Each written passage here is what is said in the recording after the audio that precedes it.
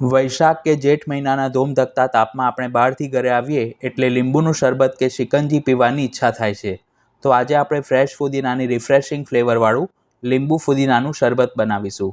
આ શરબત ઘરમાં જ ઉપલબ્ધ સામગ્રીમાંથી ફક્ત 2 મિનિટમાં બનાવી શકાય છે અને તે એટલું સ્વાદિષ્ટ બને છે કે તમે 1 ગ્લાસ શરબત પીશો તો બીજા 2 ગ્લાસ શરબત પીવાનું મન થશે.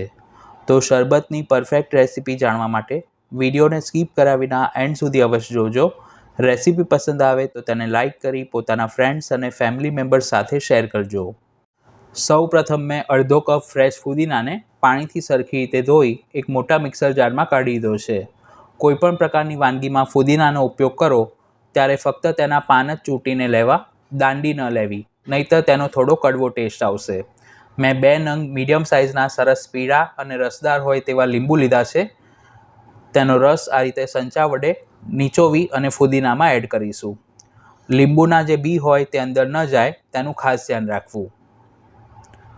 જો મોટી સાઇઝનું લીંબુ હોય તો તમે 1 કે 1.5 લઈ શકો છો. તેની સાથે મસાલામાં અડધી ચમચી સંચળ પાવડર, સ્વાદ પ્રમાણે મીઠું અને ગળપણ માટે 4 થી 5 ચમચી ખાંડ ઉમેરીશું. જો તમે હેલ્થ કોન્શિયસ હો તો ખાંડના બદલે ખડી સાકરનો ભૂકો અથવા તો ગોળ ઉમેરીને પણ આ જ રીતે શરબત બનાવી શકો છો. તેની સાથે ફ્લેવર માટે અડધી ચમચી અધકચરું વાટેલું શેકેલું જીરું ઉમેરીશું અને આ બધી સામગ્રીને વાટી શકાય તેટલું અડધો કપ ફ્રીજમાંથી કાઢેલું ઠંડુ પાણી ઉમેરી તેને સરખી રીતે બ્લેન્ડ કરી લઈશું. ફુદીનાના પાન બિલકુલ પણ આખા ન રહે તેનું ખાસ ધ્યાન રાખવું. આ રીતનું ચટણી કરતાં પણ વધુ પાતળું મિશ્રણ તૈયાર કરી એક કાચના બાઉલની ઉપર સ્ટીલની ગરણી ગોઠવી આ મિશ્રણને ગાળી લઈશું. એટલે ફુદીનાના જે કૂચા હશે તે બધા ગરણીમાં ઉપર રહી જશે. તેને ફરીથી મિક્સરમાં એડ કરી થોડું પાણી ઉમેરી તમે બ્લેન્ડ કરી શકો છો. એકદમ ફ્રેશ અને લીલોછમ ફુદીનો લેશો તો શરબત પણ સરસ ગ્રીન બનશે અને તેની ફ્લેવર પણ સારી આવશે. આ જે શરબત તૈયાર કર્યું છે તેને આપણે 2 થી 3 દિવસ સુધી કાચની બોટલમાં ભરીને ફ્રીજમાં સ્ટોર કરી શકીએ છીએ.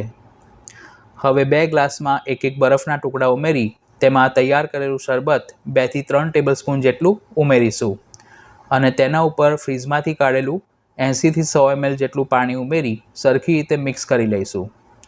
અત્યારે આપણે 4 થી 5 વ્યક્તિને સર્વ કરી શકાય તેટલું શરબત બનાવ્યું છે.